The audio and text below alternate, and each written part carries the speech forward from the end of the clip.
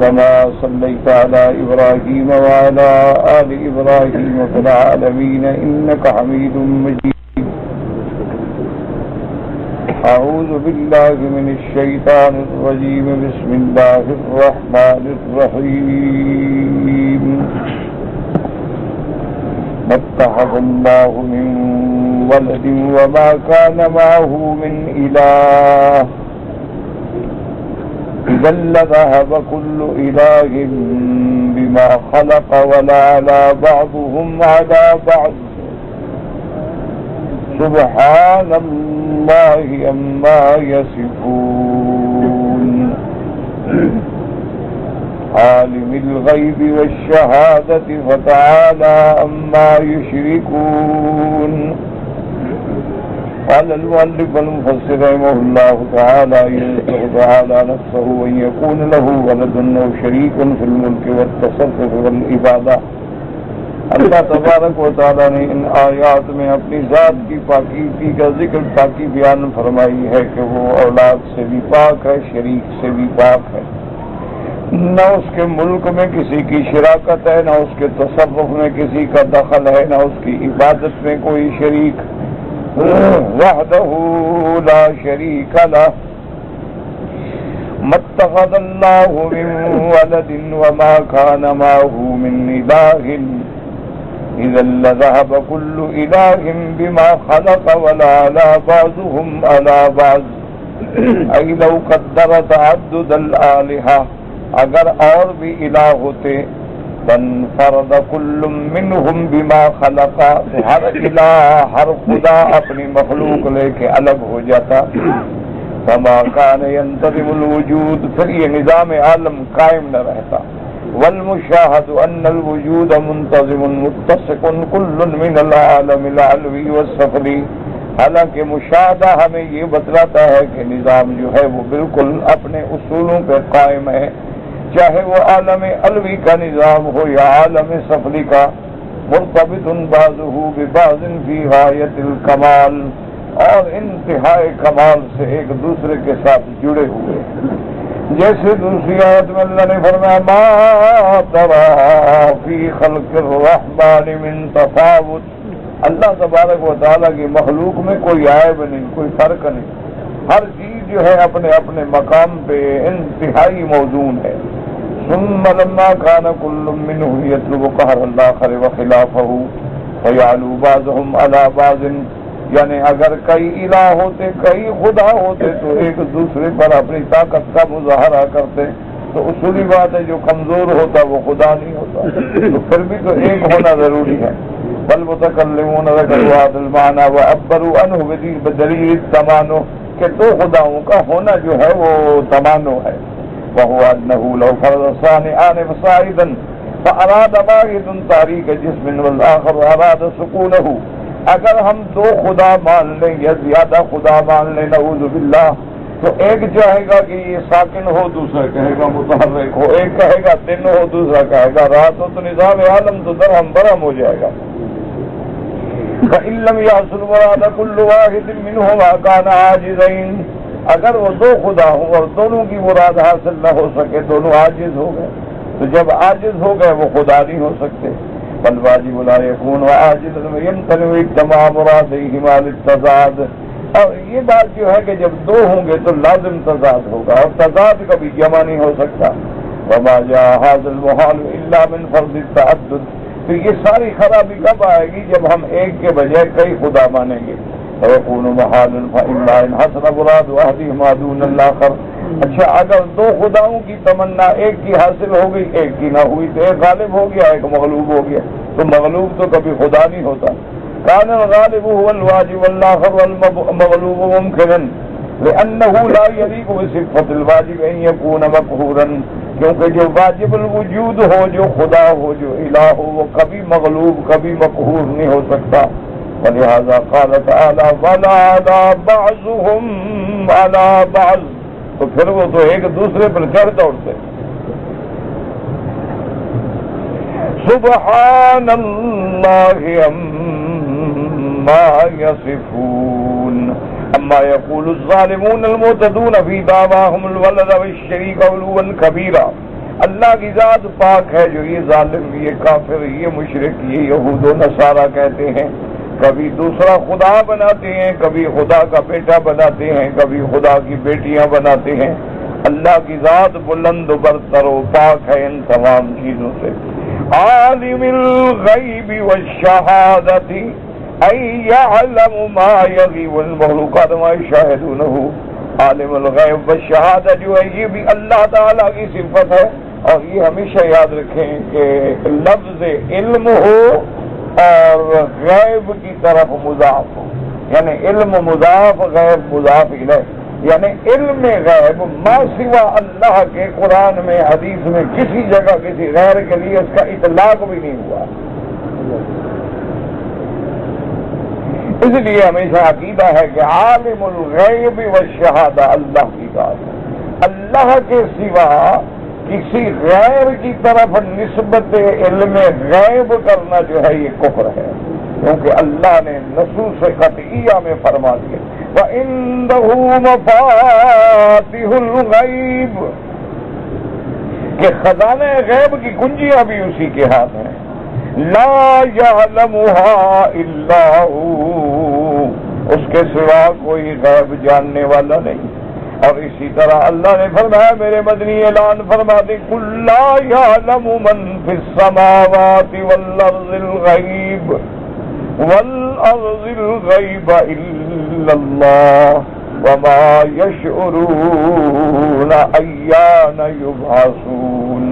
اسی لیے ملائکہ سے جب اللہ نے فرمایا تھا، سوال فرمایا تھا ملائکہ سے کہ تم بتاؤ انبئونی باسماء هؤلاء ان کنتم صادقین قالوا سبحانك لا علم لنا الا ما علمتنا۔ ملائکہ نے بھی یہی جواب دیا، ہمیں علم نہیں مگر وہ جو آپ نے دیا ہے، اس کے علاوہ ہم تو کچھ نہیں جانتے۔ اسی طرح قیامت میں جب سارے نبی اکٹھے ہوں گے، سب پیغمبر، یوم یجمع اللہ الرسل فیقول ماذا اجبتم قالوا لا علم لنا انک انت علام الغیوب۔ تو یہ بات ہمیشہ یاد رکھیں کہ عالم الغیب اللہ کی صفت ہے، اور اس صفت میں کسی کو شریک کرنا جو ہے وہ کفر اور شرک کے درجے میں ہے، یہ کوئی معمولی گناہ نہیں، یعنی اسلام سے انسان نکل جاتا ہے، ایمان سے انسان نکل جاتا ہے۔ ہاں یاد رکھیں کہ یہ بدل تعویلیں کرتے ہیں اور کئی بہانے بناتے ہیں۔ بعض تو مولویوں نے یہ بھی کہہ دیا نا جی کہ خدا تو عالم الغیب ہو ہی نہیں سکتا۔ بھائی کیوں نہیں ہو سکتا؟ مولوی ہیں نا جی۔ اچھا یہ جو علم غیب پہ شرارت ہے نا، یہ ساری اصل شیعہ نہیں، ابتدا انہوں نے کی ہے، ہمارے سنی بھی انتظار میں کھڑے تھے، انہوں نے بھی ماشاءاللہ پھر ان کے، حالانکہ یہ ان کا اصل عقیدہ ہے کہ ان کا عقیدہ ہے کہ ہمارے امام جو ہیں یعلمون الغیب، تمام ائمہ معصومین جو ہیں وہ علم ما کان و ما یکون کے حامل ہیں، اور ان کے آگے کوئی نطفہ لا یستقر فی رحم الا وهم یعلمون کہ کوئی نطفہ قرار نہیں پکڑتا مگر ہمارے اماموں کو پتا ہے۔ اب اس کا کیا علاج ہے؟ ہمارے حضرات تھے، انہوں نے کہا کہ یار ان کے تو 12 ہیں نا، انہوں نے کہا ہمارے سارے پیروں کو پتا ہے،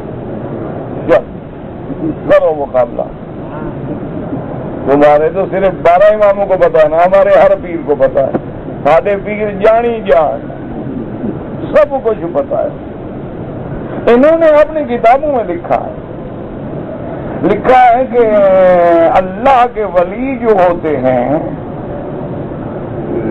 اذا استقر النطفۃ فی فرج المرأۃ یعلمون کہ جب نطفہ عورت کے فرج میں ٹھہرتا ہے تو ولی اور پیر جو ہے وہ دیکھتا ہے۔ اچھا ان بدبختوں کو یہ بھی شرم نہیں آئی کہ نطفہ فرج میں نہیں ٹھہرتا، بدبختوں تو رحم میں ٹھہرتا ہے، اتنا حیا بھی نہیں آیا۔ کیا لکھ رہے ہو، کیا کہہ رہے ہو؟ انا للہ و انا الیہ راجعون۔ بس دعا کریں اللہ ہدایت کے فیصلے فرما دے، تو دعا کی اور علاج کوئی نہیں۔ اب ہم اس مقام پہ ہیں جب ڈاکٹر سے کہتے ہیں نا جی کیا حال ہے، کہتے جی دعا کرو، منع ہوتا ہے کہ اب ہمارے بس میں تو کچھ ہے نہیں۔ ہاں اللہ چاہتے رہے کہ وہ فیصلے فرما دیں ہدایت کے، ورنہ حال بالکل بگڑ چکا ہے۔ تو یہ عقیدہ رکھنا جو ہے نا یاد رکھو۔ اچھا اب کہتے ہیں دوسرے کیا کہتے ہیں جی خدا عالم الغیب ہو نہیں سکتا۔ تو مولوی صاحب کیوں نہیں ہو سکتا؟ اس نے کہا خدا کے آگے تو کوئی چیز چھپی ہوئی نہیں، تو عالم الغیب کیسے ہوا؟ عالم الغیب تو وہ ہو کہ اس کے آگے کوئی چیز غائب ہو، پھر وہ جانتا ہو تو وہ عالم الغیب ہے، اور اللہ کے آگے تو کوئی چیز چھپی ہوئی ہے نہیں۔ انہوں نے کہا عالم الغیب تو ہوتے ہی نبی ہیں اور ولی ہیں، کہ ان پہ جو چیز چھپی ہوتی ہے اس کا ان کو علم ہو جاتا ہے، تو وہ تو عالم الغیب ہو سکتے ہیں۔ خدا کیسے عالم الغیب ہو گیا؟ اللہ کے آگے تو کوئی چیز چھپی ہوئی ہے نہیں۔ تو اب اندازہ کریں بھی تمہاری جھوٹی تعویلوں کو مانیں یا اللہ کے قرآن کا فیصلہ مانیں۔ ایک سوچنے کی بات ہے نا، ایک بات ہے تمہارا عقل کہہ رہا ہے، ایک بات ہے خدا کہہ رہا ہے۔ اب دیکھیں اسی آیت میں خدا نے کیا فرمایا، عالم الغیب والشہادہ۔ اسی طرح سورۃ الحشر میں پڑھے کیا، هو اللہ الذی لا الہ الا هو عالم الغیب والشہادہ۔ اچھا اب دیکھو مفسر ابن کثیر نے کیا ترجمہ، مسئلہ حل کر دیا۔ فرمایا عالم الغیب والشہادہ کا معنی کیا ہے، اے یعلم ما یغیب عن المخلوقات وما یشاہدونہ، یعنی اللہ کو اس کا بھی علم ہے جو مخلوق سے غائب ہو۔ عالم الغیب کا معنی جو تم سے غائب ہے، جو تم سے چھپا ہوا ہے وہ اس کو بھی جانتا ہے، اور جو تمہارے سامنے ہے اس کو بھی جانتا ہے۔ تو عالم الغیب کا معنی یہ نہیں ہوتا کہ اللہ پہ کوئی چیز چھپی ہوئی ہے، معنی ما غاب عن الخلق، ما غاب عن المخلوقات، اس کو اللہ جانتے ہیں۔ اور ہمیشہ یاد رکھو سب سے پہلی پوڑی جو توحید سے بھٹکنے کے لیے استعمال ہوتی ہے وہ یہی مسئلہ علم غیب ہے۔ دیکھو نا اب ایک آدمی نعرہ لگاتا ہے کہ یا علی مدد، ٹھیک ہے، اچھا کوئی کہتا ہے یا شیخ عبد القادر جیلانی شیئا للہ، کوئی کہتا ہے یا معین الدین اجمیری مدد، کوئی کہتا ہے یا پیر فضل حق مدد۔ اب ٹھنڈے دل سے بغیر جھگڑے پڑے ہوئے، جھگڑوں میں نہ جائیں، شیعہ سنی مولوی فلاں مکی مدنی، ان جھگڑوں میں نہ پڑیں۔ اب مجھے بتائیں کہ جب ہم پکار رہے ہیں تو جس کو پکار رہے ہیں اس نے ہماری یہ پکار اتنی دور سے سن لی ہے کہ ہزاروں میل دور وہ قبر میں ہے، ہم اس کو یہاں پکار رہے ہیں، اور پھر اس کو ہمارے حال کا، تکلیف کا، دکھ کا، سکھ کا علم حاصل ہو گیا ہے۔ اور اسی طرح اچھا اس کے بعد وہ ہماری اس نفع نقصان کے حالات کو بدلنے کی قدرت بھی رکھتا ہے، تو اگر تو وہ نہیں سنتا نہیں جانتا تو کیوں پکارتے ہو؟ دیکھو نا اب یہاں بیٹھے ہو، کوئی آدمی یہاں بیٹھے بیٹھے بیوی کو پکارے گا؟ اگر کوئی پکارے گا پاگل ہو گیا، بیوی تمہارے گھر میں تم تھوڑی رہی ہے، کس کو پکار رہے ہو؟ تو اب ہم اگر ان پیروں کو، بزرگوں کو، ائمہ کو، اولیاء کو، مشائخ کو، جبریل کو، میکائیل کو، جنات کو پکاریں تو کیا عقیدہ ہے آخر؟ اگر وہ نہیں سنتے نہیں جانتے تو پکارنے کا فائدہ؟ اور اگر یہ عقیدہ ہے کہ وہ جانتے بھی ہیں، سنتے بھی ہیں، ہماری مدد کو بھی پہنچتے ہیں، ہماری مدد کو بھی پہنچتے ہیں، تو یہی عقیدت شرک ہے، کیونکہ ہر کسی کی پکار سننے والا کون ہے؟ ہر کسی کی مدد کرنے والا کون ہے؟ ہر کسی کے دکھ سکھ کو جاننے والا کون ہے؟ اگر یہی عقیدہ امام کے لیے، ولی کے لیے، پیر کے لیے، مرشد کے لیے، شیخ کے لیے، جبریل کے لیے، نبی کے لیے رکھا جائے، اسی سے بڑا شرک اور کیا ہوتا ہے؟ اسی کا نام تو شرک ہے۔ اللہ تبارک و تعالی ہر مسلمان کی حفاظت فرمائے۔ ورنہ آدمی دیکھو نا آپ اچھا باقی لوگ یہ کہہ دیتے ہیں کہ جی اصل میں اللہ کا علم جو ہے وہ ہے ذاتی. اگر کوئی آدمی کہے کہ پیر کا بھی ذاتی علم ہے تو یہ تو کافر ہے. لیکن پیروں کا بزرگوں کا ائمہ کا علم جو ہے یہ عطائی ہے ذاتی نہیں. یعنی علم غیب ذاتی کا مالک تو اللہ ہے لیکن ان کو اللہ نے علم عطا کر دیا ہے تو عطائی علم تو ان کے پاس بھی ہے. پہلے یہ تو بتاؤ ان کا وجود ذاتی ہے یا عطائی ہے؟ نہیں، پیروں کا اپنا وجود جو ہے وہ عطائی ہے یا ذاتی ہے؟ تو جب ہر چیز ہے ہی ان کے پاس عطائی تو ذاتی کا تو مسئلہ ہی پیدا نہ ہوا. ان کا تو اپنا بدن بھی عطائی ہے، اللہ نے دیا، اللہ پیدا نہ کرتے کیا کر لیتے؟ تو یہ جاہلوں کو دھوکہ دینے کی باتیں ہوتی ہیں. اچھا ایک جگہ یہ بھی کہہ دیتے ہیں کہ دیکھو جی قرآن کہتا ہے کہ اللہ ظاہر نہیں کرتے مگر جس پہ وہ راضی ہوتے ہیں، تو وہ ہے اظہار غیب. یاد رکھو علم غیب نہیں، سمجھے مسئلے کو.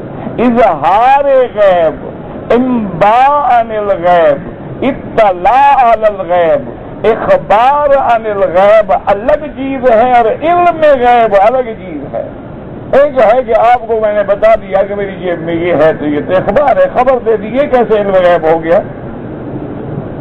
یہ تو اطلاع ہو گئی نا، میں نے آپ کو مطلع کر دیا جی میرے پاس اس وقت 10 ریال ہے. یہ اطلاع الغیب ہے، یہ علم غیب تو نہیں. علم غیب یہ ہوتا ہے کہ بغیر کسی اسباب کے، بغیر کسی کی اطلاع کے، بغیر اللہ کی طرف سے القاء و الہام کے اس کو خود بتا سکتا ہو، وہ علم غیب ہے، وہ کسی کو نہیں. یعنی اسی لیے کتنے ایسے واقعات ہیں. اچھا امام سے کہیں کہ اگر ائمہ کرام کو علم ہے، پکار سنتے ہیں اور وہ نفع نقصان کے مالک بھی ہو سکتے ہیں، تو کم از کم اپنی اولاد ان کی شہید ہو رہی تھی، نہ ان کی پکار سنی، نہ فریاد سنی، نہ مدد کو پہنچے. تو آخر یہ کیا طریقہ؟ ادھر تو کہتے ہو کہ اولاد مظلوم شہید ہو گئی، ادھر کہتے ہو خود مختار ہیں، مولا ہیں. بھائی اللہ کے بندے کیسے مظلوم کیسے پھر شہید ہو گئے؟ مدد کو کیوں نہیں پہنچے آپ؟ اس لیے ہمیشہ یاد رکھیں کہ عالم الغیب کون ہے؟ اچھا ایک اور بات بھی مجھے سمجھائیں. مثلاً آج کل مختلف بزرگ ہیں، بعض بزرگ مثلاً انڈیا کے ہیں، بعض پاکستان کے ہیں، بعض سندھ کے ہیں، بعض پختون علاقے کے ہیں، بعض اپنا ہزارے کے ہیں، بعض ازبک ہیں. اچھا جو آدمی پشتون ہے وہ پنجابی نہیں جانتا، پنجابی پیر جو ہے وہ پشتو نہیں جانتا. اچھا اور جو انگلینڈ میں پیر ہے وہ انگریزی تو جانتا ہے بیچارہ، وہ ہماری سرائکی نہیں جانتا.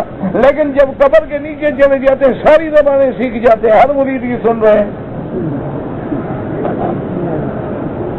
یعنی جب تک زندہ تھے تو ایک زبان آتی تھی، 2 آتی تھی، عربی جانتے تھے، اردو جانتے تھے، اردو جانتے تھے، انگریزی جانتے تھے. اب مرید تو ہے ہر قسم کا، لیکن جب حضرت فوت ہو گئے تو پشتو والا پشتو بول رہا ہے، ہندی والا ہندی بول رہا ہے، گرمکھی والا گرمکھی بول رہا ہے، سنسکرت والا سنسکرت. اب ساری باتیں جان گئے. زندگی میں 2 زبانیں جانتے تھے، مرنے کے بعد ساری جان گئے. عجیب بات ہے. انا للہ و انا الیہ. یہ شان صرف اسی کی ہے کہ کعبے کے باہر گورا ہے، کالا ہے، عربی ہے، اجمی ہے، ہندی ہے، سندھی ہے، پھر رہا ہے جس زبان میں پکارتا ہے آواز آتی ہے لبیک عبدی، مانگو کیا مانگو. یہ شان صرف میرے اللہ کہ جس زبان میں پکارو، جس لہن میں پکارو، جس لہجے سے پکارو، جس انداز میں پکارو. اور صرف تیری نہیں، حیوانات کی بھی سننے والا وہ ہے، دریاؤں کی مچھلیوں کی سننے والا بھی وہ ہے. جب کوئی نہ جان سکے تو جاننے والا بھی وہ ہے. اس لیے تفاسیر میں موجود ہے کہ جب سیدنا یونس علیہ السلام مچھلی کے پیٹ میں تھے اور مچھلی تیر رہی تھی، کبھی ادھر جا رہی ہے، کبھی ادھر جا رہی ہے، کبھی ادھر جا رہی ہے۔ تو اللہ کے فرشتوں نے عرض کیا کہ یا رب العالمین، یہ کیسی آواز ہے کہ جو فرشتے دریاؤں پہ ہیں، زمینوں پہ ہیں، ان کو آواز معلوم ہوئی۔ انہوں نے عرض کیا کہ یا اللہ، یہ کیا آواز ہے؟ کبھی ادھر سے آتی ہے، کبھی ادھر سے آتی ہے، کبھی ادھر سے آتی ہے، کبھی ادھر سے آتی ہے، اور سمجھ بھی نہیں آتی۔ آج سے پہلے تو ہم نے ایسی آواز نہیں سنی ہے، یہ کیا چیز ہے؟ اللہ نے فرمایا ملائکہ میرا بندہ ہے، میرا بندہ ہے، میرے حکم کی انتظار نہ کرتے ہوئے چل پڑا، میں نے اپنے جلال سے اس کو قید خانے میں بھیجا ہے۔ یہ بندوں کا قید خانہ نہیں، یہ اللہ کا قید خانہ ہے، مچھلی کے پیٹ میں بند کر دیا ہے۔ اس لیے نسبت بھی آپ کی مچھلی کی طرف ہو گئی۔ وَظَنُّونَ إِذْ ذَهَبَ مُغَاضِبًا فَظَنَّ أَن لَّن نَّقْدِرَ عَلَيْهِ فَنَادَىٰ فِي الظُّلُمَاتِ۔ وہ مچھلی والا نسبت چند گھنٹے جو ہے مچھلی کے پیٹ میں رہے تو مچھلی والا کہلانے لگا پیغمبر۔ فرمایا کہ جب وہ ناراض ہو کے چل گئے تھے، اس کے بعد انہوں نے مجھے پکارا، فنادا فی الظلمات، اندھیریوں میں پکارا۔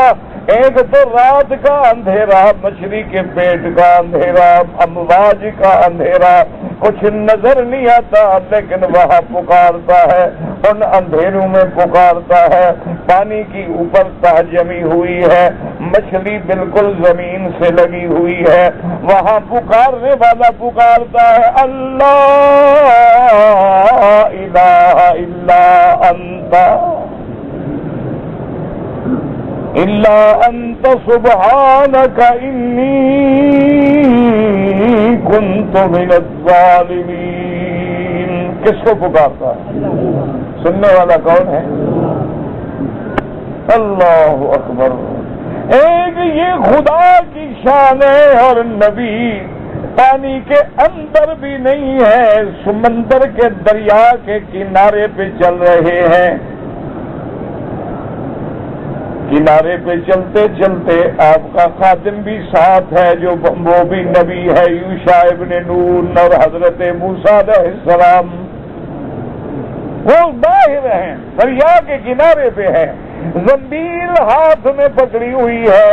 آپ جب گئے تھک گئے تو فرمایا ناشتہ لاؤ، تو اب جناب یوشع نے عرض کیا، اس نے کہا موسیٰ علیہ السلام ناراض نہ ہوں، میں تو آپ کو بات بتلانا بھول گیا، جہاں ہم نے رات گزاری تھی، سو گئے تھے، وہ تو مچھلی زندہ ہو کے زنبیل سے نکل کے دریا میں چلی گئی۔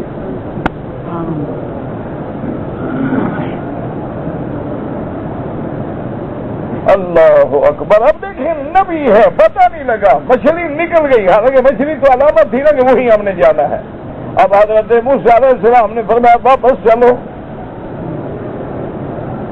واپس چلو اسی جگہ، تو مجھے جانے کا حکم ہے، اللہ کے بندے تو نے مجھے بتلایا بھی نہیں۔ اب اللہ قرآن میں فرماتا ہے کہ اپنے پاؤں کے نشان دیکھ کے چل رہے ہیں، یعنی ان کو پتہ نہیں لگ رہا کہ ہم نے کہاں جانا ہے۔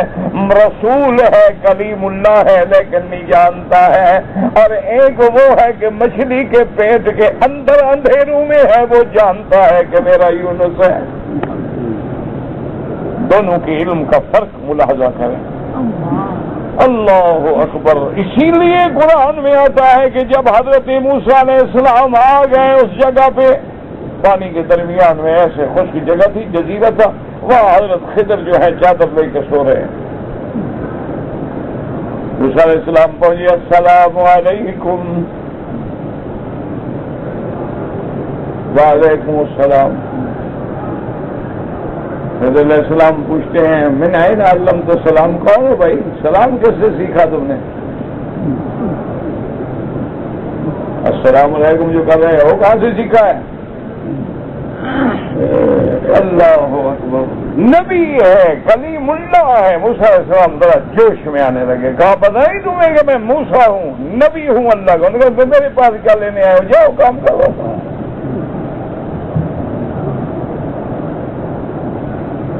انہوں نے کہا آپ سے تو کچھ پڑھنے آیا ہوں، سیکھنے آیا ہوں۔ انہوں نے کہا ہم نہیں داخل کرتے اسکول میں، ہمارے مدرسے کا نصاب بڑا سخت ہے۔ اللہ اکبر۔ انہوں نے کہا نہیں، کیوں، وجہ کیا ہے؟ حضرت اللہ کا حکم ہے، میں سیکھنا چاہتا ہوں۔ فرمایا انک لن تستطیع معی صبرا۔ حضرت خضر نے کہا موسیٰ انت علی علم وانا علی علم، تمہیں اللہ نے علم شریعت کا دیا، مجھے تقویریات کا دیا ہے، تیرے علم کا مجھے پتہ نہیں، میرے علم کا تجھے پتہ نہیں۔ تو کیا خیال ہے، یعنی خضر بھی وہاں بھی تھے؟ نہیں، کیا خیال ہے؟ فیصلہ تو کرو نا سوچ سمجھ کے۔ تمام اولیاء کی ولایت تو خضر سے چلتی ہے، وہ تو بڑا وہابی بن کے بیٹھا ہوا تو کہتا تمہیں پتہ نہیں، مجھے بھی پتہ نہیں، میرا علم تم نہیں جانتے، تمہارا علم سیدھی سی بات۔ اب انجینئر کو ڈاکٹری کا کیا پتا؟ لوہار کے بعد گھڑی لے جاؤ ٹھیک کر دو، انشاءاللہ ایک ہی چوٹ سے ٹھیک کر دے گا۔ اس کا اپنا کام ہے، اس کا اپنا کام ہے، اس میں کیا توہین ہے، اس میں کیا نعوذ باللہ کسی کی شان کی کمی ہے؟ انہوں نے کہا آپ صبر نہیں کر سکتے؟ انہوں نے کہا نہیں، میں کوشش کروں گا، ستجدنی انشاءاللہ صابرا ولا اعصی لک امرا۔ انہوں نے کہا کہ یاد رکھو میں وعدہ کرتا ہوں میں صبر کروں گا، آپ کی نافرمانی کبھی نہیں کروں گا۔ تو معلوم ہوا علم تب حاصل ہوتا ہے جب استاد کی فرما برداری بھی کرو اور نافرمانی بھی نہ کرو اور مشقتوں پہ صبر بھی کرو۔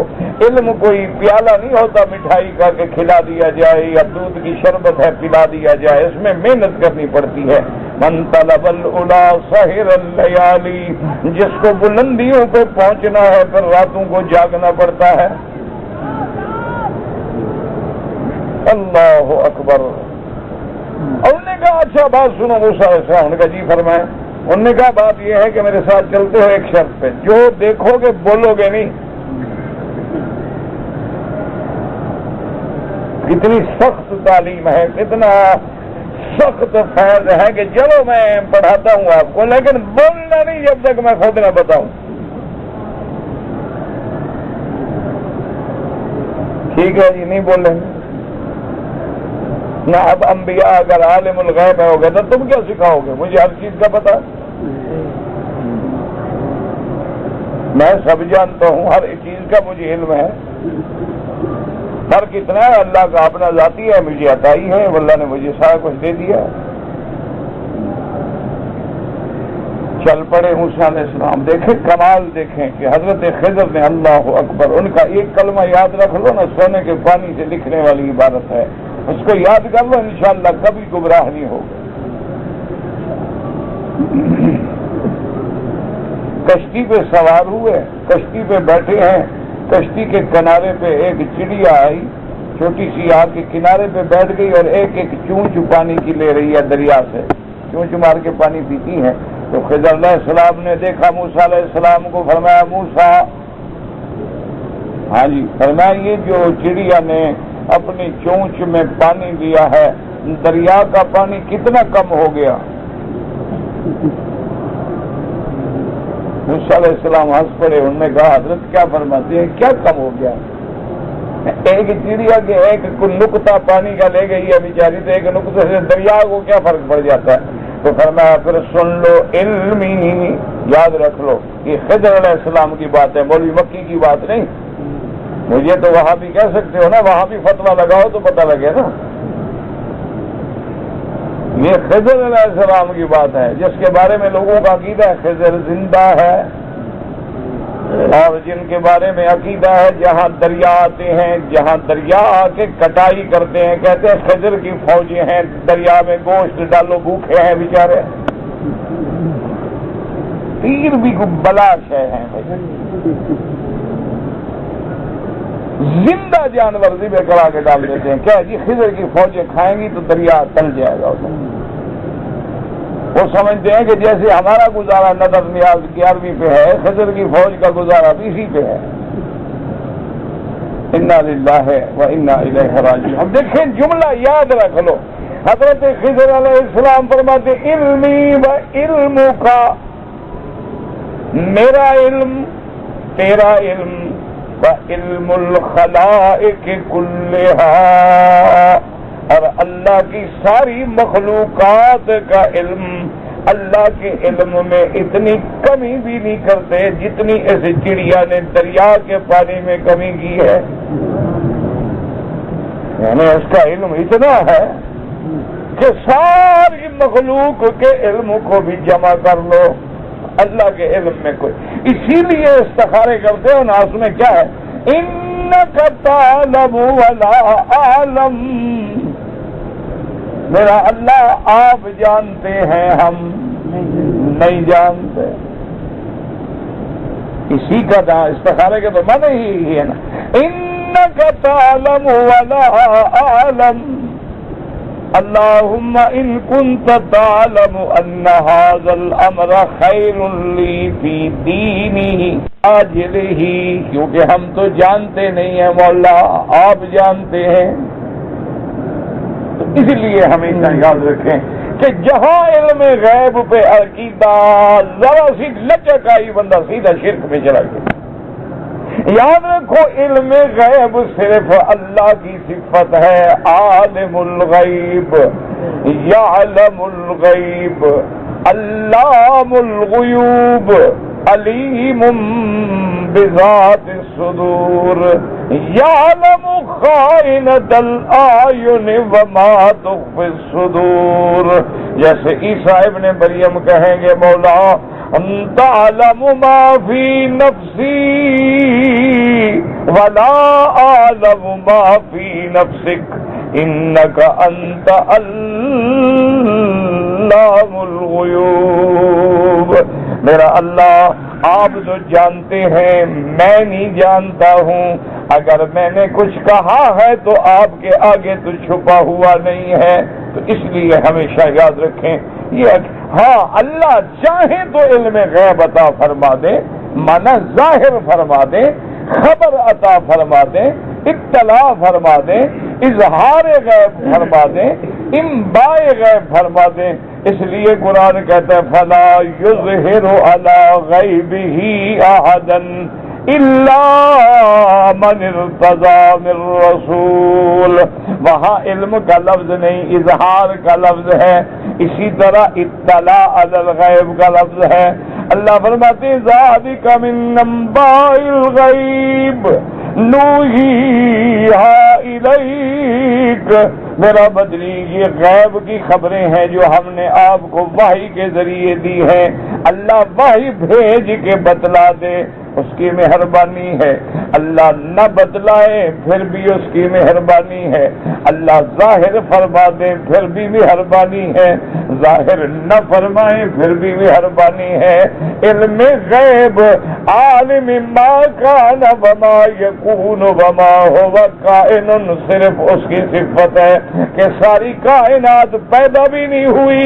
اللہ نے قلم پیدا فرمایا اور حکم دیا لکھو. میرا اللہ کیا لکھوں؟ فرمایا ما کان وما یکون وما هو کائن الی یوم القیامت. قیامت تک جو ہوگا سب لکھ دو. یعنی ابھی دنیا بھی پیدا نہیں ہوئی لیکن اللہ تبارک و تعالیٰ کو علم ہے. بچہ پیدا نہیں ہوا اللہ کو علم ہے. تیرا الٹرا ساؤنڈ تو بتا دے گا کہ بچہ ہے کہ بچی ہے، لیکن یہ نہیں بتا سکتا ہے کہ شقی ہے کہ سعید ہے. یہ نہیں بتا سکتا جنتی ہے جہنمی ہے. یہ نہیں بتا سکتا والدین کا فرما بردار ہے کہ نافرمان ہے. اور پھر اس کا بتائے گا جو عورت الٹرا ساؤنڈ کے نیچے آئے گی، لیکن یہ اس کی شان ہے. کسی الٹرا ساؤنڈ کی ضرورت نہیں. یعلم ما فی الارحام.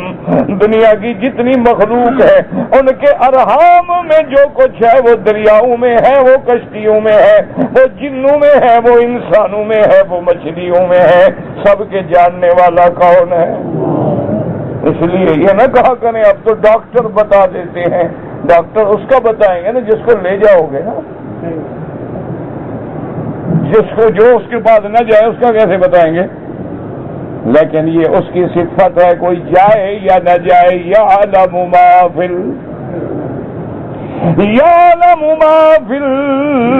الارحام، اور فرمایا کہ تم تو جہازوں کے ذریعے، الٹرا ساؤنڈ کے ذریعے، تم تو ایکو کے ذریعے، جدید MRI کے ذریعے خبر دیتے ہو، لیکن اتنی مشینوں کے بعد بھی تیری خبر غلط ہو سکتی ہے، لیکن میری خبر کبھی غلط نہیں ہو سکتی۔ وَمَنْ أَصْدَقُ مِنَ اللَّهِ حَدِيثًا، اللہ سے سچ کون زیادہ سچا کون؟ وَمَنْ أَصْدَقُ مِنَ اللَّهِ قِيلًا، اس لیے یاد رکھیں، فرمایا کہ تم جو میرے بچے بناتے ہو، کبھی کہتے ہو عیسیٰ خدا کا بیٹا ہے، کبھی کہتے ہو عزیر خدا کا بیٹا ہے، اور کبھی کہتے ہو ملائکہ اللہ کی بیٹیاں ہیں۔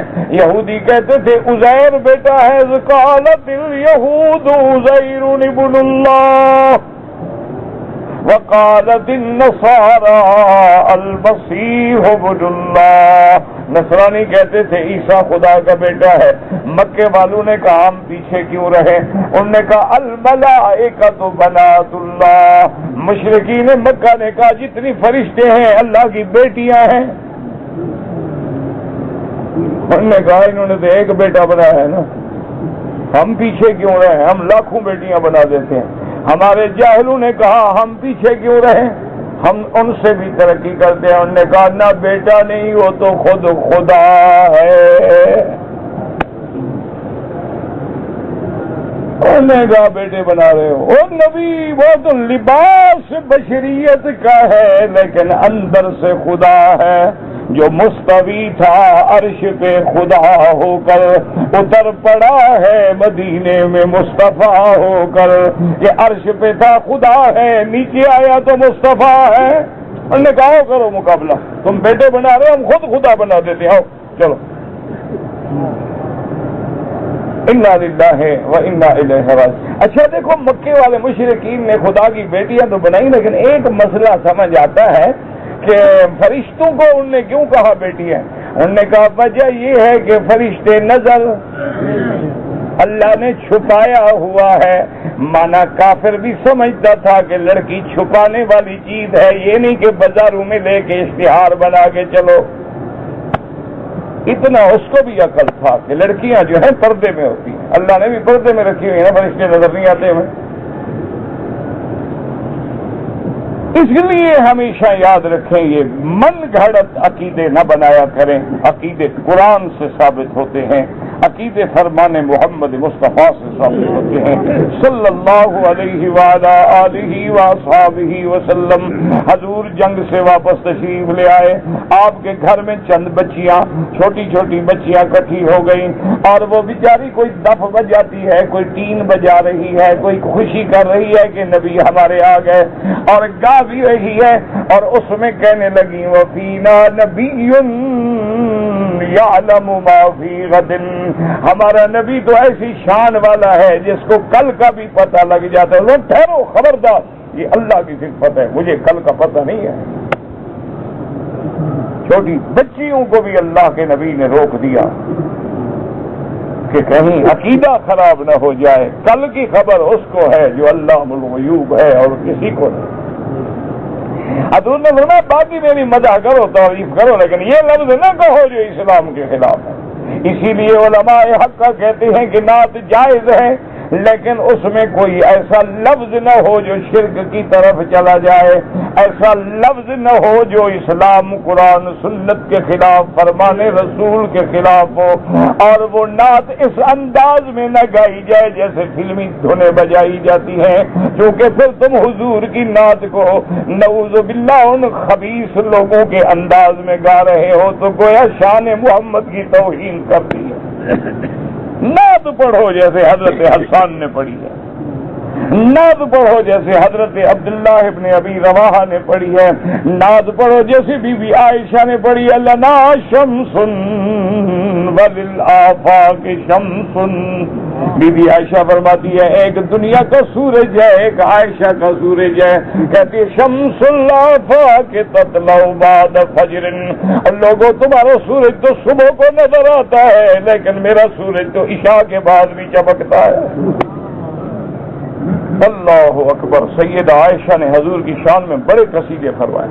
سیدہ فاطمہ الزہرا رضی اللہ تعالی عنہا جس دن حضور کی وفات ہو گئی حضور کے غم میں بی بی فاطمہ کہتی ہیں سبت علی مصائب لو انہا سبت علی الایام سرن لیالیا.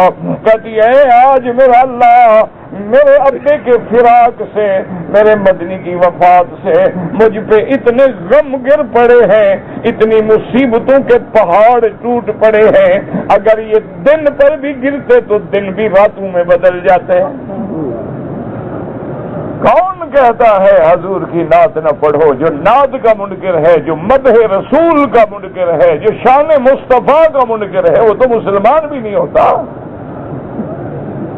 لیکن شان کا معنی یہ ہے کہ نبی کو نبی رہنے دو خدا نہ بناؤ اور خدا کو چھٹی دے کے معطل نہ کر دو. کافی کام کر لیا آپ چھٹی کرے آپ پیر شیر سنبھال لیں گے پیچھے. ولی کو ولی سمجھو نبی کو نبی سمجھو خدا کو خدا سمجھو اپنے عقیدے ٹھیک کرو. عالم الغیب والشہادت. کیا مفسر نے ایک لفظ میں مسئلہ حل فرمایا کہتے یعلم ما یغیب عن المخلوقات وما یشاہدونہ. عالم الغیب کا معنی یہ ہے جو چیزیں مخلوق پہ چھپی ہوئی ہیں ان کے بھی جاننے والا ہے. فتعالی عما یشرکون ای تقدس وتنزہ وتعالی وعز وجل عما یقول الظالمون والجاہدون. اللہ کی ذات مقدس ہے منزہ ہے پاک ہے یہ جو ظالم کہتے ہیں. اللہ شریکوں سے بھی پاک اولاد سے بھی پاک وہ بیوی سے بھی پاک وہ واحد ہے وہ احد ہے. الہکم الہ واحد. اور اسی طرح فرمایا متخذ صاحبۃ ولا ولدا. اور یہاں فرمایا متخذ اللہ من ولد وما کان معہ من الہ. اچھا عالم الغیب کے بعد اگلی آیت میں دیکھیں مسئلہ بھی حل ہے.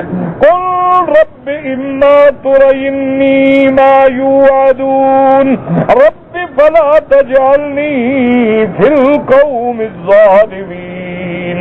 اللہ کے نبی دعا مانگ رہے ہیں کہ یا اللہ اگر کافروں پہ مشرکوں کو میری زندگی میں عذاب دے کے مجھے آپ نے عذاب دکھانا ہے تو مجھے اس عذاب سے بچا لینا. میرا اللہ ایک عذاب تو آخرت میں آئے گا نا لیکن اگر آپ دنیا میں بھی ان کو عذاب دینا چاہتے ہیں یعنی مجھے تو پتہ نہیں کہ آپ دنیا میں دینا چاہتے ہیں یا دینا نہیں چاہتے لیکن اگر دینا چاہتے ہیں رب فلا تجعلنی فی القوم الظالمین. کیونکہ کبھی کبھی اللہ فرماتے ہیں جب عذاب آتا ہے فرمایا کہ اس دن سے ڈرو میرے عذاب سے ڈرو کہ وہ کبھی عذاب ایسا بھی ہوتا ہے کہ وہ صرف ان لوگوں کے علاوہ جو باقی ہیں ان کو بھی اپنی پکڑ میں لے لیتا ہے. جیسے آگ جلتی ہے سوکھی لکڑیوں سے لیکن پھر سبز بھی ڈال دو گیلی بھی ڈال دو تو سب جل جاتی ہیں. واتقوا فتنة لا تصيبن الذين ظلموا منكم خاصة. فرمایا اللہ کے عذاب سے ڈرو صرف وہ ان کو نہیں پکڑتا بلکہ اوروں کو بھی پکڑ لیتا ہے. پھر قیامت والے دن ہر آدمی اپنے عمل پہ اٹھے گا. اللہ سے دعا کیا کریں اللہ ہر مسلمان کو صحیح عقیدہ نصیب فرمائے اور یہ بھی دعا کریں اللہ سب بیماروں پہ رحم فرما دے شفا کاملہ سے نوازیں. کہتا جی کہ مسلمان کے لیے خنزیر کے گوشت کا کاروبار کرنا بالکل حرام ہے کیونکہ ایک قاعدہ ہے کہ ثمن الحرام حرام کہ حرام چیز کا قیمت بھی حرام بیچنا بھی حرام. دیکھیں نا سود حرام ہے سمجھے مسئلہ سود حرام ہے لیکن حضور نے کیا فرمایا کہ لکھنے والے پہ بھی لعنت گواہی دینے والے پہ بھی لعنت سود دینے والے پہ بھی لعنت لینے والے پہ بھی لعنت. کہ حرام میں مل رہا ہے نا، معاون ہو رہا ہے۔ اس لیے جب شراب حرام ہوا تو ایک صحابی آئے حضور کی خدمت میں، انہوں نے کہا کہ یا رسول اللہ صلی اللہ علیہ وسلم، ہمیں تو پتہ نہیں تھا کہ شراب حرام ہو جائے گا، میرے پاس یتیموں کا کچھ پیسہ تھا اور میں شام میں گیا، میں وہاں سے جا کے سارے پیسوں کا شراب لے آیا۔ اب وہ غریب لوگ ہیں، یتیم بچے ہیں، ان کا پیسہ ہے اور شراب حرام ہو گئی ہے، اب آپ کیا حکم ہے؟ اگر مجھے اجازت دے دیں تو میں یہ شراب لے کر کسی کافر ملک میں چلا جاؤں اور کافروں کو بیچ دوں۔ حرام تو مسلمانوں کے لیے ہے نا، کافروں کے لیے تو کوئی حرام شراب نہیں۔ حضور پاک نے ایک اصول بیان کر فرمایا ثمن الحرام حرام، کافر کو بیچو یا جس کو بیچو، حرام چیز کی قیمت بھی حرام۔ فرمایا گرا دو، توڑ دو، اللہ ان یتیموں کو رزق دے گا لیکن حرام بیچنے کی اجازت نہیں۔ تو اللہ کا نبی تو شراب کی اجازت دے تو تم سور کا مسئلہ، خنزیر کا مسئلہ پوچھنا چاہتے ہو؟ یہی فائدہ ہوتا ہے نا دوسرے ملکوں میں رہنے کا۔ کہا تو جناب کیا ہوتا ہے؟ اچھا اب اللہ معاف فرمائے، وہاں جو ریسٹورینٹ ہے نا جی، ان کے چونکہ قوانین ہیں، ان کے بائیلاز ہیں، ان کے ضابطے ہیں، وہاں آپ کو لائسنس ریسٹورینٹ کا مل ہی نہیں سکتا جب تک کہ آپ ہر چیز نہیں بیچیں گے، یعنی شراب بھی بیچیں گے اور خنزیر بھی بیچیں گے اور آپ اپنا بکرا گوشت بھی بیچیں گے۔ وہ چونکہ لائسنس ہی نہیں ملتا، چونکہ وہاں کھانے والے تو سب ہیں نا، ہر قسم کے لوگ ہیں۔ اچھا مسلمان تو کبھی کبھی آئے گا، اکثر تو وہ ہوں گے جو غیر مسلم ہیں۔ اس لیے ایسے کاروبار کو جس میں خنزیر بیچنا پڑے یا جس میں شراب بیچنی پڑے، یہ حرام ہے، اور حرام کا بیچنا بھی حرام، خریدنا بھی حرام، اس کی قیمت بھی حرام۔ دیکھو بعض لوگوں کو اتنا حیا ہوتا ہے، میں سفر کر رہا تھا شکاگو سے، ہم کینیڈا کے لیے جا رہے تھے بفلو کے راستے سے، تو ہمارے الحمدللہ ایک دوست کی بڑی گاڑی تھی، ہم 8-10 آدمی تھے، تو مغرب کی نماز کا وقت آ گیا تو ایک اسٹیشن آیا، سروس اسٹیشن چھوٹا سا، بعض بڑے ہوتے ہیں بعض چھوٹے ہوتے ہیں۔ وہاں جب ہم گئے تو خدا کی شان ہے کہ ان کے جو حمامات تھے نا جی، آج کل تو وہ حمام جو ہے نا، پہلے کے زمانے میں لیٹرین تھا، پھر حمام بنا، پھر ٹوائلٹ کہلایا، اب ریسٹ روم بن گیا، وہ ریسٹ کرنے کی جگہ ہے، کتابیں بھی وہیں پڑھتے ہیں اور سارا علم وہیں بیٹھ کے حاصل کرتے ہیں۔ تو نئے نئے نام ہیں نا بابا، جیسے اب کسی زمانے میں یہ آپ جیسے تربوز کہتے ہیں نا، اب اس کا نام واٹر ملن ہو گیا ہے۔ پہلے لوگ کھاتے ہوئے شرماتے تھے کہ یار پانی ادھر گرے گا، اب چونکہ کافر نے اس کی تعریف کر دی، اب سب کھاتے ہیں ماشاءاللہ، چونکہ انہوں نے جو کہہ دیا۔ اصل بات تو یہ ہے نا کہ ہم تو نیاز مند ہیں نا، جو وہ ہمیں کہتے ہیں۔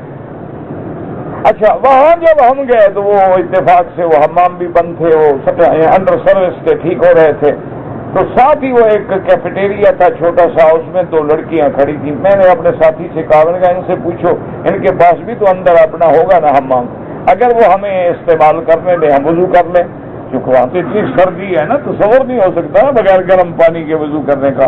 تو انہوں نے کہا کہ انہوں نے کہا ہاں ٹھیک ہے کوئی بات نہیں۔ اچھا ہمارے کافی ساتھیوں کو تو وضو تھا، بس میں گناہگار کمزور آدمی تھا نا، مجھے وضو تازہ کرنا تھا۔ تو بہرحال یہ ہے کہ میں جب اندر گیا اور لڑکی نے دیکھا، انہوں نے کہا کہ پلیز ایک منٹ، وہ اندر گئی، سارا حمام دھویا اس نے اچھی طرح سے، دھو کے صاف کر کے ایک نیا ٹاول جو تھا اس نے نکالا بیچاری نے، وہ وہاں لٹکایا، پھر مجھے کہا کہ اب آپ یوز کریں، وہ اب ٹھیک ہے، پہلے صاف نہیں تھا، میں نہیں چاہتی تھی کہ آپ ایسے حمام میں جائیں جو صاف نہ ہو۔ تو بہرحال ہم نے وضو کر دیا، ہم نے ان سے کہا کہ باہر تو سردی ہے، ہم مر جائیں گے، ہم نماز پڑھنی اجازت ہو تو ہم یہیں کھڑے ہو جائیں، گاہک شاہک تو ہیں کوئی نہیں۔ تو انہوں نے کہا کہ ہاں بالکل نماز پڑھ لیں، اور اس نے وہ ایک بڑا رول لے آئی، یہ ہوتا ہے نا کھانے کے لیے نیچے کاغذ جو بچھاتے ہیں، اس نے کہا کہ میرے پاس اور کوئی چیز نہیں، یہ رول کھول لو، یہ بالکل فریش کاغذ ہے، اس کے اوپر کھڑے ہو کے وہ سب بن گئی نا، پوری بڑا کاغذ تھا 1.5 میٹر کا، اس کا تو عرض تھا۔ تو ہم نے نماز پڑھی، نماز پڑھ کے تو میں نے اپنے ساتھی سے، عبد الوحید ہمارے بچوں کی طرح ہے، میں نے اس سے کہا، میں نے کہا انہوں نے بڑی مہربانی کی ہے، تو اب ہمیں بھی کچھ شرم کرنا چاہیے، ہم بھی سارے مولوی نہ بنے۔ تو کیونکہ مولوی اور پیر کا کام ہوتا ہے لینا دینا، جس دن انہوں نے دینا شروع کیا قیامت آ جائے گی۔ نہیں ہنسا نہ کرو میری باتوں پہ، میں ملنگ آدمی ہوں، بلوچ بے وقوف آدمی ہوں، تو سیدھی بات مجھے بتائیں. چلو آپ اللہ کے کعبے میں کھڑے ہیں، ایمان سے مجھے بتائیں سچی بات، مولویوں کے جھگڑے میں نہ پڑو. کبھی کسی مولوی یا پیر نے اپنے باپ دادے کے نام پہ 7 جمعراتیں کر کے تمہیں بلایا ہے؟ ہاں جی نہیں، سچی بات کرو، جھوٹ نہیں. اچھا انہوں نے ان کے جو باپ دادا مر گئے کلخانی پہ کبھی بلایا تمہیں 40ویں پہ؟ اس کو پتا ہے کہ گناہ ہے، بدعت ہے، حرام ہے، کیوں اپنا پیسہ ضائع کرے؟ وہ تو تمہارا ضائع کرواتا ہے. مولوی ایسا پاگل نہیں ہوتا کہ اپنے پیسے ضائع کرے. اب جناب میں نے کہا بھی ایسا کرو کہ بھئی اور تو کچھ نہیں، کافی وافی لے لو، کوئی بسکٹ تلاش کرو جس میں جو ہے وہ اس میں یہ نہ ہو، چربی وغیرہ نہ ہو، یعنی اس کی فیٹ جو ہے وہ اینیمل فیٹ نہ ہو بلکہ ویجیٹیبل فیٹ ہو، سبزیوں سے نکالا ہوا، تو وہ لے لیتے ہیں. میں نے ان سے کہا، میں نے کہا کہ ہمیں کچھ اتنے آدمی جتنے بیٹھے ہیں نا اتنے کافی وافی بنا دو. تو اس نے کہا کہ دیکھو میں آپ سے ایک ریکویسٹ کرتی ہوں. میں نے کہا ہمارے کیفیٹیریا سے کچھ بھی نہ پیئیں آپ. میں نے کہا میں سمجھتی ہوں آپ کیوں پی رہے ہیں، آپ کو کافی نہیں پینی، لیکن ہمارے ان برتنوں میں پتہ نہیں ہم شراب بھی ڈالتے رہتے ہیں، اس کا تڑکا بھی لگاتے رہتے ہیں اور کیا کیا کرتے رہتے ہیں. لاکھ دھول ڈالوں ہیں تو وہی نا جن میں خنزیر اور شراب ہوتا ہے. آپ استعمال نہ کریں، آپ مجھے مسلمان لگتے ہیں، بس آپ جائیں. میں نے کہا اچھا آپ کے لیے ہم دعا کریں گے. اس نے کہا وہ بھی آپ کی مرضی. نے کہا اچھا تم بتاؤ تمہارے لیے کیا دعا کریں. اس نے کہا جو آپ میرے لیے پسند کریں، جو آپ میرے لیے اچھا سمجھتے ہوں وہ دعا کریں. میں نے کہا ہم تو پھر دعا کریں گے اللہ تمہیں ہدایت دے. اس نے کہا اگر یہ اچھی بات ہے تو یہی دعا کر دیں، مجھے کیا تکلیف ہے، دعا کریں. میرا یہ سارے قصے سنانے کا مطلب یہ تھا کہ ایک انگریز ہے، کافر لڑکی ہے، اس کو بھی حیا ہے کہ میرے ان برتنوں میں کبھی شراب ڈالا جاتا ہے، کیا میں ابھی دھو ڈالوں گی، لیکن ڈالا تو جاتا ہے کیونکہ وہاں تو تصور نہیں ہے نا جی گوشت کھائیں یا وہ سینڈوچ لیں یا برگر لیں یا کچھ لیں، اس کو تڑکا تو ضرور لگتا ہے نا. وائن کے بغیر تو ان کو کچھ ہضم نہیں ہوتا نا. بہرحال جی کسی دوسرے آدمی کے آگے نوکری کرنا سور کے کاروبار میں وہ بھی حرام. اس روپے کو میں حج میں استعمال کروں بالکل نہیں، حرام کے پاس. تنخواہ جو تم نے لی ہے وہ تو کر سکتے ہو، آئندہ نوکری چھوڑ دو. حاجی نمازی والدین کے لیے روزی کھانا کیا مطلب، مجھے نہیں سمجھ آیا کیا مطلب ہے آپ کا. اگر کسی آدمی نے ایک دکان پہ کام کرتا تھا، وہاں خنزیر کا گوشت بکتا تھا، بہرحال یہ نوکری کرتا تھا، اس کو جو تنخواہ ملی وہ نوکری کے عوض میں ہے، خنزیر بیچنے کے عوض میں نہیں ہے. یہ بات یاد رکھیں. تو اس لیے انشاءاللہ اس کا عمرہ بھی ہو جائے گا، لیکن آئندہ ایسے کاروبار سے بھاگنے کی کوشش کرو.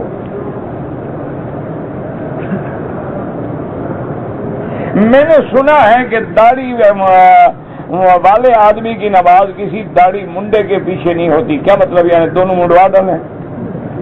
نہیں، آپ نے کیا سمجھا مسئلہ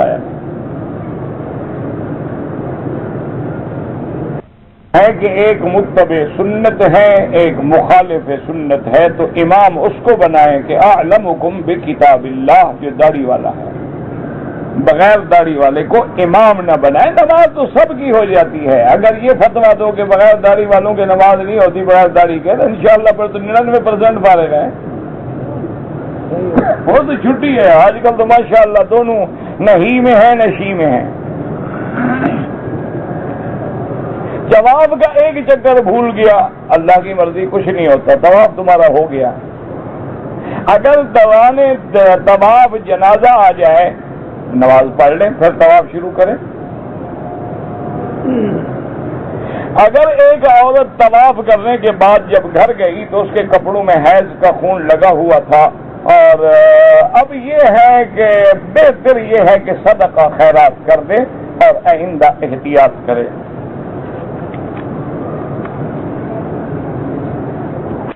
میں جب نکاح کے لیے پاکستان ایک خاندان میں گیا، منگنی ہو گئی اور سسرال والوں نے مجھے لڑکی نہیں دکھائی.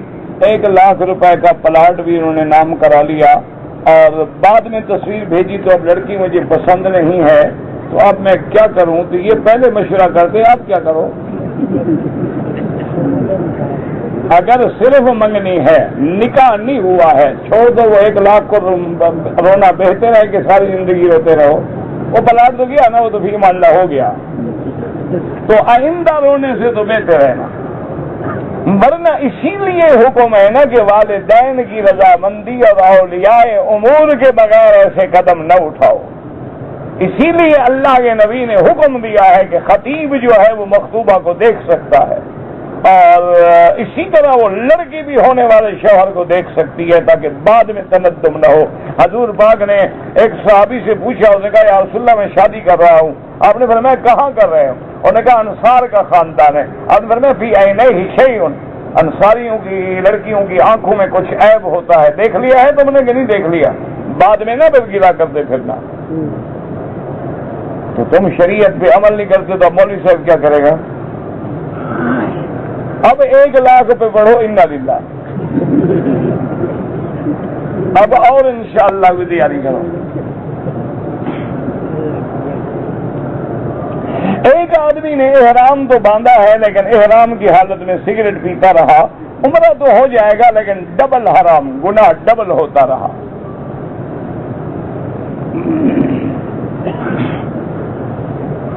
کہتے جی کہ خواتین جو ہیں حجر اسود سے لے کر مقام ابراہیم تک ٹکرا جاتی ہیں، بھی زیادہ جو ہیں، اسی لیے تو اللہ نے 4 بیویاں کرنے کی اجازت دی نا۔ آپ دیکھیں گن لیں، عورتیں زیادہ ہیں کم ہیں؟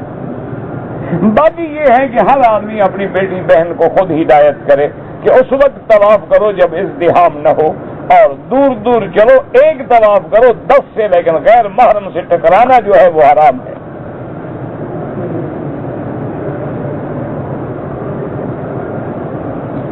اگر ایک آدمی نے اس طرح نہیں پھروایا لیکن سر پہ مشین پھروا دی، اگر اس مشین میں بال آئے ہیں ٹھیک ہے، کوئی بات نہیں۔ عمرے کے دوران میں آخری چکر میں بھول گیا، خدا جانے 7 ہیں یا 6 ہیں، 6 تو یہ پکے ہیں نا، تو زیادہ ہو گئے، طواف ہو گیا۔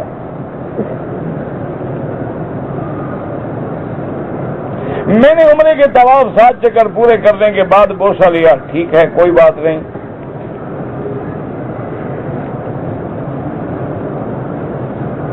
کہتا جی کہ صفا مروہ میں جب دوڑ رہا تھا تو وہ جو نشان لگا ہے سب، جس میں ہم نے تیز تیز چلنا تھا، میں نہیں چلا، کوئی حرج نہیں، کوئی بات نہیں۔ کہتا جی کہ میں گھر میں ریڈیو پر آپ قرآن سنتا رہتا ہوں، تو کبھی کبھی ہم حمام میں بھی بیٹھے ہوتے ہیں تو آواز آ رہی ہوتی ہے، کوئی بات نہیں، ریڈیو تو باہر ہے نا، وہ تو حمام میں نہیں ہے نا۔